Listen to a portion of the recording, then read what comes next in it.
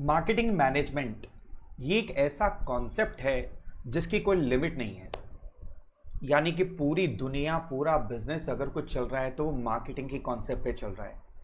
It's a very very wider concept, बहुत ही interesting है क्योंकि आज की डेट में बिना मार्केटिंग के कोई भी प्रोडक्ट बेचना सबसे मुश्किल काम है, और अगर प्रोडक्ट नहीं बिकेगा तो बिजनेस नहीं चलेगा। तो चलिए समझते हैं मार्केटिंग एक्चुअल में होता क्या है, इसका मतलब क्या होता है, इसके बारे में डिस्कस करते हैं आपके साथ में। इससे पहले मैं एक चीज़ छोटी सी आपसे पूछना चाहता हूं कि मार्केटिंग स्टार्ट कब होती है। आप बोलेंगे सर मार्केटिंग कॉन्सेप्ट क्या है, ये समझ नहीं आ रहा, तो स्टार्ट कब होती कैसे पता चलेगा। गंजे को कंघी बेचना यार, समझ गए बात। मतलब कि आपने अपने सामान को ज़रूरत बना देना है सामने वाले के नज़रों में, और वो कहे भाई मैं इसके बगैर नहीं रह सकता। That is called marketing actually.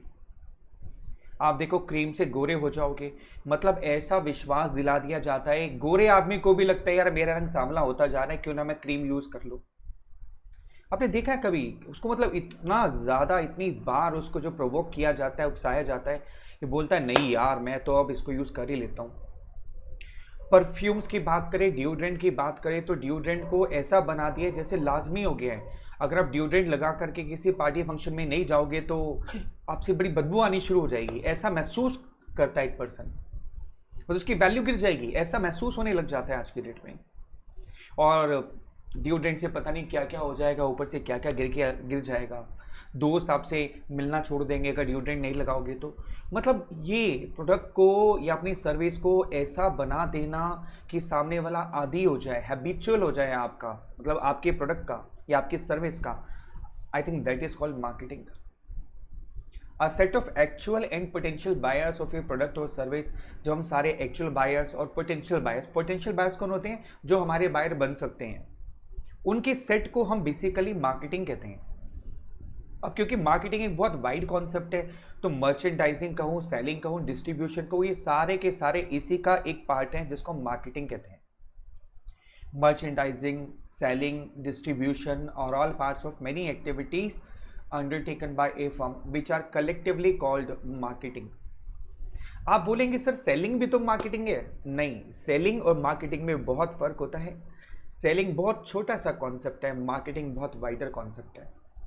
तभी मैंने आपसे भी क्वेश्चन पूछा था मार्केटिंग कब स्टार्ट होती है। जरा सोचिए कब स्टार्ट होती है मार्केटिंग। मार्केटिंग स्टार्ट होती है जब कोई आइडिया हमारे दिमाग में आता है, जब कोई आइडिया हमारे दिमाग में कंसीव करता है, तभी से मार्केटिंग स्टार्ट हो जाती है। अब क्वेश्चन आता है मार्केटिंग खत्म कब होती है। जब हमारा माल बिक जाता है, जब कस्टमर हमसे माल ले लेता है तो मार्केटिंग खत्म हो जाती है। ऐसा नहीं है, मार्केटिंग माल बिकने के बाद भी कंटिन्यू रहती है। यानी कि हमारा माल बिक गया उसके बाद भी मार्केटिंग शुरू रहती है, कंटिन्यू रहती है, और मार्केटिंग कभी खत्म नहीं होती है। Marketing is not merely a post production activity. ऐसा नहीं है कि माल बन गया अब हम मार्केटिंग करना शुरू करेंगे। It includes many activities that are performed even before goods are actually produced. यानी अभी गुड्स प्रोड्यूस भी नहीं हुए उससे पहले ही मार्केटिंग स्टार्ट हो जाती है। And continue even after the goods have been sold. यानी गुड्स बिक चुके हैं उसके बाद भी मार्केटिंग कंटिन्यू रहती है, चलती रहती है। यानी कि हम अपने गुड्स को, प्रोडक्ट को, सर्विसेज को कस्टमर तक पहुंचाते रहते हैं। अब देखो आपने सामान खरीद लिया फिर भी आपके सामने ऐड आती रहती है, आती रहती है, आती रहती है, कि आप कभी भूल ना जाओ, है ना। Thus marketing is a social process. अब क्वेश्चन यहां पर आ सकता है 1 मार्क का कि why marketing is a social process, या do you agree marketing is a social process. 1 number का क्वेश्चन आ सकता है। Marketing is a social process wherein people interact with others in order to persuade them to act in a way, say to purchase a product or service rather than forcing them to do so। बड़ी typical भाषा है ना, मैं आसान कर देता हूँ थोड़ा सा। मार्केटिंग एक सोशल प्रोसेस होता है जहाँ पर लोग एक दूसरे से इंटरैक्ट करते हैं। It's a social process where people interact with each other, they come in contact with each others so that we could persuade them। Persuade means indirectly provoking, यानी कि इनडायरेक्ट तरीके से उनको प्रोवोक करना, उकसाना कि वो हमारे प्रोडक्ट्स को खरीद ले, बजाय उनको फोर्स करने की भाई खरीद खरीद खरीद, ऐसा नहीं। इनडायरेक्टली हम अपने सामान को, अपनी सर्विस को उसकी ज़रूरत बना देते हैं, उसको कस्टमर को ऐसा फील करा देते हैं कि भाई इसके बगैर तू नहीं रह सकता। And that social process, that is social process and that is called marketing, जैसा मैंने आपसे कहा।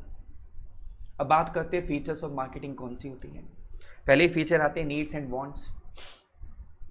Focus, satisfaction of the needs and wants of individual and organisation, यानी चाहे वो इंडिविजुअल खरीद रहा है चाहे वो ऑर्गेनाइजेशन खरीद रही है, उसके नीड्स को, उसकी वांट्स को सेटिस्फाई करना, बेसिकली यही मार्केटिंग होता है। अब नीड्स और वांट्स में क्या फर्क होता है? Needs are the basic to human beings and do not pertain to a product, यानी कि हमारी जो रोजमर्रा की ज़रूरत है उससे प्रोडक्ट का लेना देना नहीं है कि प्रोडक्ट होगा तो हम खरीदेंगे, बट हमारी ज़रूरत जो है उसको नीड कहते हैं हम लोग। जैसे मसाले हैं, अब आप देखो आपकी नीड है वो, अब मसाले इसलिए थोड़ी खरीदने जाते हो स्पाइसेस आपकी, नहीं नहीं यार स्पाइसेस बड़े अच्छे लगते हैं हमें, that is need, basic to human beings, is that clear? That is need. सब्जियां खरीदने जाते हो तो वो क्या इसलिए खरीदने जाते हो, वो बैंगन बहुत अच्छे आ रहे हैं आज इसलिए खरीद लेना चाहिए, नहीं, दैट इज ह्यूमन बीइंग की बेसिक नीड है, भूख लगती है हमें, उसकी वजह से हम उसको खरीदते हैं। कभी आपने आलू की ऐड देखी टीवी के अंदर में? हंस रहे हो यहाँ पर, आलू की ऐड, ओ बहुत चमचमाता आलू, बड़ा आलू, देसी आलू, पहाड़ी आलू तो ऐसी ऐड नहीं देखते हम लोग। क्यों नहीं देखते हैं? क्योंकि basic to these are the basic to human beings, these are needs. तो वांट्स क्या होती है फिर?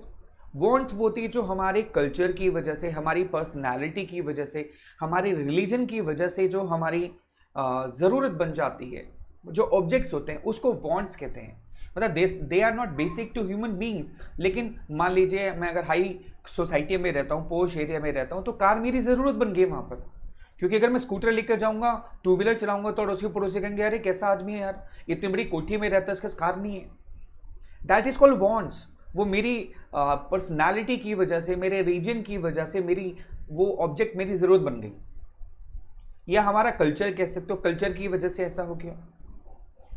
Is that clear? तो जो हमारी कल्चर, पर्सनालिटी या रिलीजन की वजह से हमारा ऑब्जेक्ट, हमारी जो ज़रूरत बन जाता है उसको बोलते हैं वांट्स। Is that clear? समझ के? नीड जो होती है उस सामान को बेचना बहुत आसान है, लेकिन वांट्स की चीज़ों को बेचना काफ़ी मुश्किल होता है as a marketer. Is that clear? तो ये हो गए पहले फीचर आते हैं मार्केटिंग के, नीड्स एंड वांट्स, यानी कि आपको कस्टमर के एंगल से देखना है कि आप जो सामान बेच रहे हो वो सामने वाले की नीड है या वांट्स है। क्लियर? दूसरी फीचर आती है क्रिएटिंग अ मार्केट ऑफरिंग। भाई आपके पास प्रोडक्ट है, सर्विस है, झकास है, लेकिन अगर आप उसको ऑफर ही नहीं करोगे मार्केट में, लोगों को पता ही नहीं चलेगा, तो कोई आपसे क्यों खरीदेगा? Simple simple simple point. यानी आपको अपने प्रोडक्ट को, सर्विस को मार्केट में ऑफर करना पड़ेगा। It's a complete offer for product और service with all features like size, quality, taste etcetera at a certain price available at a given output और लोकेशन। यानी कि अब आपको अपने प्रोडक्ट को और अपनी सर्विस को, वट एवर, देखो product service mean same thing, या तो आप प्रोडक्ट बेच रहे हो, अपनी सर्विस दे रहे हो, मार्केटिंग का मतलब सेम है, it's one and same thing, कुछ ना कुछ आप बेच रहे हो। तो अगर मैं खाली प्रोडक्ट की बात कर रहा हूँ, it include service also, fine. तो अब हमें जो प्रोडक्ट या सर्विस होते हैं वो अलग अलग साइज में, अलग अलग क्वालिटी में, अलग अलग टेस्ट में देना पड़ता है, क्योंकि हर कस्टमर की अपनी पर्टिकुलर डिमांड होती है। कोई छोटा साइज लेता है, पैकेट लेता है, जैसे हम शैम्पू ले लेते हैं, कुछ लोग बॉटल प्रेफर करते हैं, कुछ लोग सैशे प्रेफर करते हैं, पाउचेस। तो कंपनी को तो दोनों की डिमांड को ध्यान में रखते हुए अपने सामान को बेचना होगा ना, पाउचेस में भी बेचना होगा और बॉटल्स में भी बेचना होगा, राइट? तो उसको बोलते हैं क्रिएटिंग ए मार्केट ऑफरिंग। आपको अपने प्रोडक्ट और सर्विस को मार्केट में क्या करना होगा? ऑफर करना होगा। तीसरी चीज आती है फीचर्स ऑफ मार्केटिंग में, customer value. A product will be purchase only if it is perceived to be giving greatest benefit और वैल्यू फॉर द मनी। इसके लिए मैं आपको बताऊंगा, देखो कस्टमर की नजरों में आपके प्रोडक्ट की वैल्यू होना बहुत इंपॉर्टेंट है। आपका प्रोडक्ट झक्कास है, आपकी सर्विस बिंदास है, लेकिन अगर कस्टमर की नजरों में उसकी वैल्यू नहीं है तो बेकार है। और आपका प्रोडक्ट बिल्कुल नॉर्मल है, आपकी सर्विस जस्ट सिंपल है, कुछ ज़्यादा अच्छी नहीं है, लेकिन कस्टमर की नज़रों में बहुत ज़्यादा वैल्यू है, तो समझो आप बिंदास हो, सिंपल। यानी कि आपका प्रोडक्ट, आपकी सर्विस कस्टमर की नजरों से देखनी है, आपकी नजर से नहीं देखना।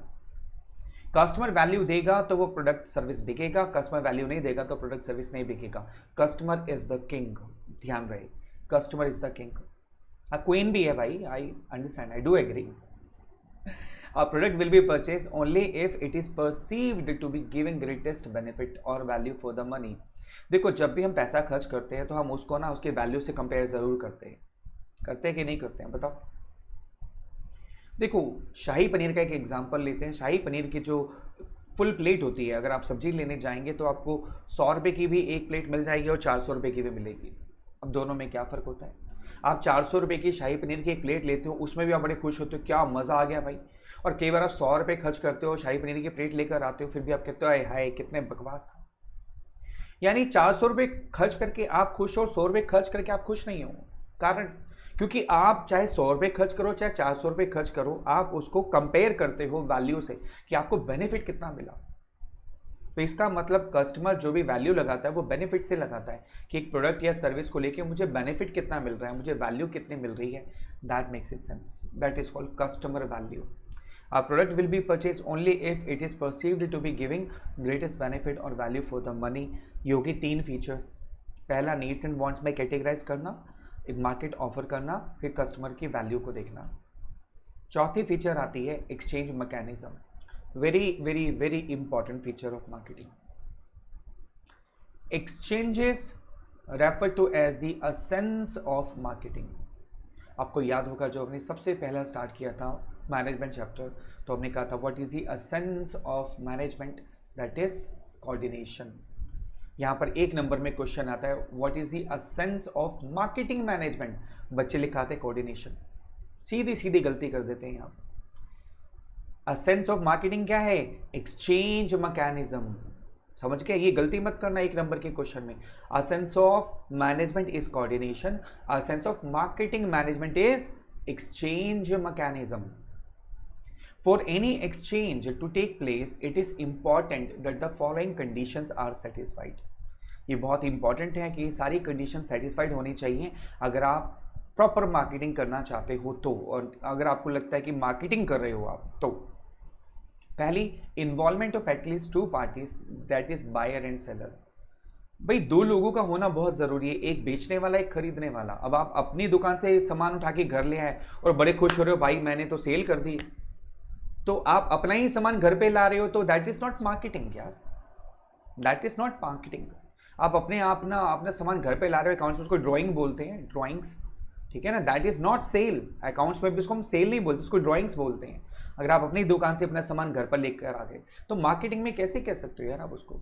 तो बायर और सेलर, आपने सामान उठा के भिखारी को भीख में दे दिया और आप बोलो मैंने आज माल बेच दिया, मार्केटिंग कर दी। नहीं sir, that is not marketing, क्योंकि वो भीख लेने वाला जो है वो बायर नहीं है, वो आपको कुछ पे नहीं कर रहा। तो पहली एसेंशियल कंडीशन क्या है? इन्वॉल्वमेंट ऑफ एटलीस्ट 2 पार्टीज, कम से कम 2 पार्टीज का होना जरूरी है। Each party should be capable of offering something of value to the other. For example, the seller offers a product and the buyer money. यानी दोनों पार्टियां खरीदना भी चाहती है, बेचना भी चाहती है, लेकिन उनके पास खरीदने और बेचने के लिए कुछ ऑफर करने के लिए भी होना चाहिए।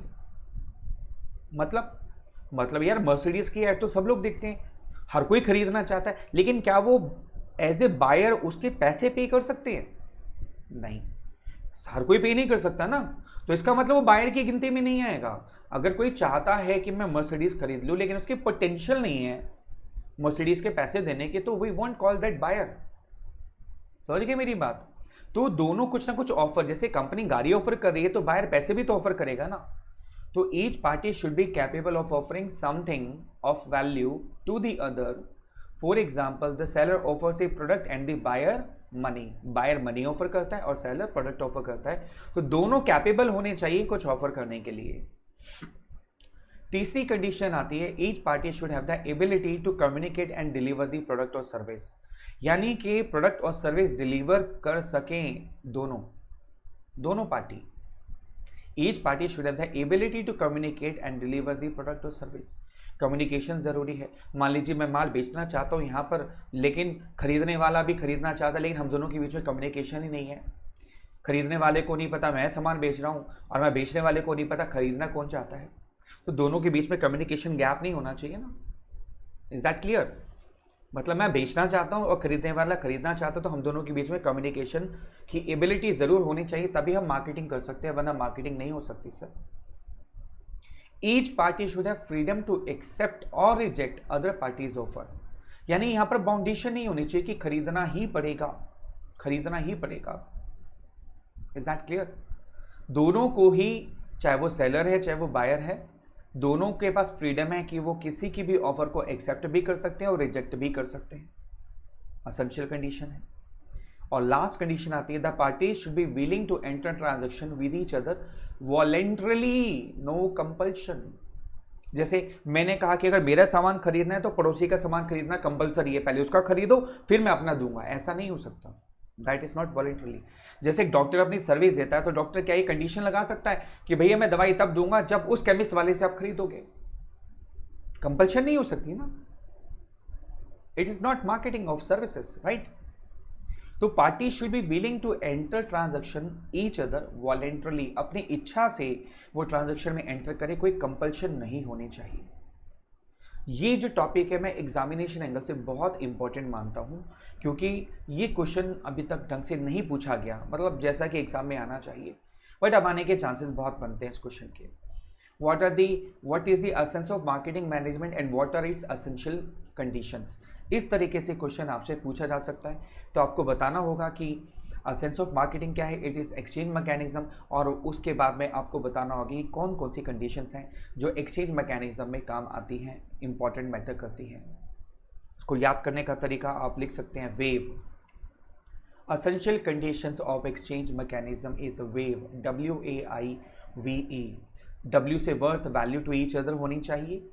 A से ability to communicate and deliver the product और सर्विस। I से involvement of at least 2 parties. V से वॉलेंटरली, नो कंपल्शन। और E से ईच पार्टी में एक्सेप्ट और रिजेक्ट द ऑफर। तो ये एसेंशियल कंडीशंस हैं, आपको लिखना है, आपको याद करना है, और एग्जामिनेशन एंगल से पहला ही बहुत इंपॉर्टेंट क्वेश्चन बनता है, what are the essential conditions of sense of marketing management, that is exchange mechanism. तो आप इसको नोट कर लीजिए, क्योंकि एक बार लिखना 10 बार सुनने के बराबर होता है। प्लीज डू इट, अभी कर लीजिए इसको। अब आता है what are the features of, लिख लिया इसको ना बेटे, पक्का? हाँ। अब फिर इसके बाद अगला पॉइंट नोट करना है, features of marketing. Need, N से पहला था नीड एंड वांट्स, दूसरा था एस्टेब्लिशिंग मार्केट ऑफर, यानी मार्केट में ऑफर करना अपने प्रोडक्ट्स को, सर्विस को। ई से एक्सचेंज मैकेनिज्म, और डी से डेवलपिंग कस्टमर वैल्यू, यानी कस्टमर की नज़रों में वैल्यू का होना। एक छोटा सा टॉपिक और आता है इसी के अंदर में, marketing management process involves. Marketing management process में 3 स्टेप्स आते हैं, बहुत छोटे से स्टेप्स हैं, आपको बहुत ज़्यादा सीक्वेंस में याद करने की ज़रूरत नहीं है। Choosing a target market, that is what to be sold. सबसे पहला स्टेप आता है कि आप किसको अपना टारगेट मान के चलते हो, यानी आप अपना प्रोडक्ट किसको बेचना चाहते हो। बूढ़ों को बेचना चाहते हो, बच्चों को बेचना चाहते हो, जवान को बेचना चाहते हो, मेल को बेचना चाहते हो, फीमेल को बेचना चाहते हो, स्टूडेंट्स को बेचना चाहते हो, दुकानदार को बेचना चाहते हो, मतलब टारगेट क्या है। Choosing a target market, what to be sold, आप क्या बेचना चाहते हो, किसको बेचना चाहते हो, वो पहला स्टेप। दूसरा स्टेप आता है getting, keeping and growing the customers, यानी कस्टमर्स को अट्रैक्ट करना, उसको रिटेन करना, फिर उसको ग्रो करना। 3 चीज़ें होगी इसमें सेकेंड स्टेप में। पहले अट्रैक्ट करना, कस्टमर बनाना, उसको रिटेन करना कि वो आपका लगातार कस्टमर बना रहे, बार बार आपसे परचेज करता रहे, फिर ग्रो करना और कस्टमर की गिनती को बढ़ाना। और तीसरा स्टेप आता है creating, developing and communicating superior values for the customers, यानी आप अपने कस्टमर को जब लगातार वैल्यूज देते रहोगे अपने प्रोडक्ट्स के अंदर में, तो वो आपके पास रिटेन रहेगा और वो खुश रहेगा। इसलिए आपको बार बार ट्राई करना पड़ेगा कि आपका कस्टमर आपसे खुश रहे, हमेशा उसको कोई ना कोई नई वैल्यू मिलनी चाहिए, उसको हमेशा ये लगना चाहिए कि मुझे कुछ ना कुछ नया मिल रहा है। I am getting more and more and more by paying the same amount, और by paying extra amount even I am getting more values from the product और सर्विस। तो ये 3 स्टेप्स हैं, इसको लिख लीजिए बेटा। ये क्वेश्चन आ गया तो आधे से ज़्यादा बच्चे नहीं लिख पाएंगे, क्योंकि कभी वो सोचते ही नहीं कि मार्केटिंग मैनेजमेंट भी एक प्रोसेस है। जी हाँ, आपको बार बार ट्राई करना होगा, try, yes, TRY, try, T से टारगेट मार्केट, आर से retaining and growing the customers, और वाई से yielding superior values to the customers. Yielding का मतलब होता है ज़्यादा से ज़्यादा सुपीरियर वैल्यूज कस्टमर को देना, यील्ड करके देना उसको, राइट। तो ट्राई ट्राई ट्राई, आपको बार बार ये ट्राई करना होगा, लेकिन उससे पहले इसको लिखना होगा। That is very very important for you, ठीक है। यहाँ पर हमारा कॉन्सेप्ट खत्म होता है मार्केटिंग का। जो हमने किया, एक कॉन्सेप्ट किया हमने जिसमें हमने फीचर्स को पढ़ा, उसके बाद हमने essential conditions of exchange mechanism को पढ़ा, फिर उसके बाद हमने मार्केटिंग मैनेजमेंट प्रोसेस को यहाँ पर पढ़ा। Please note down all these concepts thoroughly in your notebook. Take care.